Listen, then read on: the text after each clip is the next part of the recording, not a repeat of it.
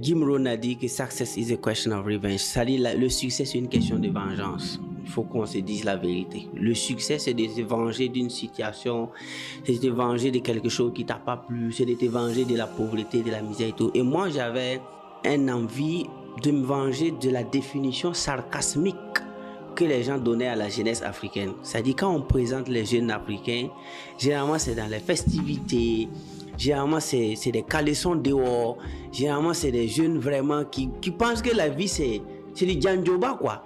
En oubliant les jeunes scientifiques, en ne faisant pas la promotion des jeunes lecteurs, moi je me suis dit non, il faut que je prouve au monde et à l'Africain lui-même que sur le continent africain, il y a des jeunes qui lisent des livres, qui sont dans la dynamique de la sagesse, je dirais, diopienne, hein?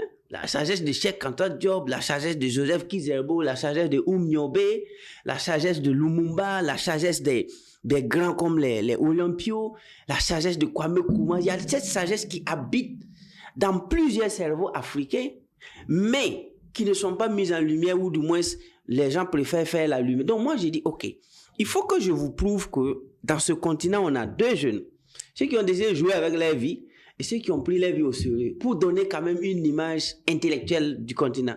Donc je vais organiser ça. J'ai dit, je vais rentrer aussi dans l'histoire, je vais être le tout premier écrivain, auteur du monde entier à battre le record de parution.